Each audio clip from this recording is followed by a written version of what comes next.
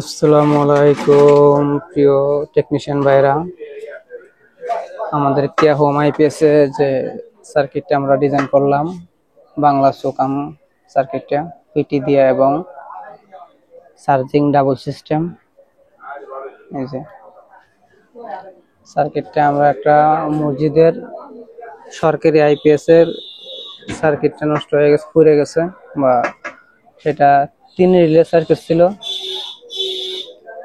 কম ভোল্টেজে চার্জ হইতো না। এখন সার্কিটটা চেঞ্জ করে দিতেছি, আর আমরা ওটা দেখা হয়ে গেল যে আমাদের যে সার্কিটটা 24 ভোল্টে চলে কিনা। আমার কাছে ভেরিয়েবল গুলো শেষ হয়ে গেছে, সার্কিট গেটটা ভেরিয়েবল গুলো শেষ হয়ে গেছে দেখে এই এক্সট্রা এই ভেরিয়েবল লাগাইছি। কিন্তু সার্কিটে কিন্তু আমরা মাল্টি বিয়ারের ডিজাইন করা হয়েছে। এই যে ডিসপ্লে কিন্তু 12 তারের করা, এবং পিটি দিয়ে 606 যে ট্রান্সফরমার ছিল, ট্রান্সফরমারটা কিন্তু আমরা বাদ দিয়ে দিলাম, পিটি দিয়ে করছি। আর এখন কিন্তু এটা চার্জ হইতেছে এমওসি 3021 দিয়ে। অবশ্যই সফার সিস্টেমটা আছে, সফারটা তো অনেক ব্যয়বহুল। যারা কাছে সফার নাই তারা এমওসি 3021 দিয়ে চার্জিং সেকশনটা করতে পারবেন, আর যাদের কাছে সফার থাকে তারা সফারে করতে পারবেন, যার কাছে যেটা ভালো লাগে আর কি। দুইটা অপশনই আছে। যে এখানে একটা 24 ভোল্টের মালা লাগাইছি স্কয়ার ওয়েভ সুকামটা, যে চার্জিংটা ফুল মোডে আছে, চার্জ হইতেছে।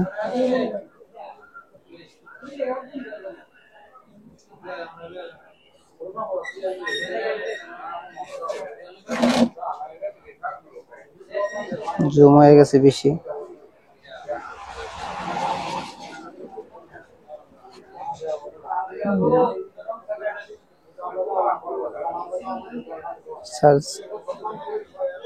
চার্জ ফুল মোডেই চলে গেছে। তবে এখন 2-4 দিনের ভিতরে কিন্তু আমাদের কাছে এই সার্কিট গুলো অ্যাভেলেবেল হয়ে যাবে। যাদের লাগবে অবশ্যই স্ক্রিনে দেওয়া নাম্বারে যোগাযোগ করবেন। আর আমরা টেকনিশিয়ান ভাইদের কাছে প্রতিশ্রুতি রাখছিলাম যে আমরা সার্কিট গুলা সবাইকে দিব। আসলে সবাইকে দেওয়া সম্ভব, দিব অবশ্যই।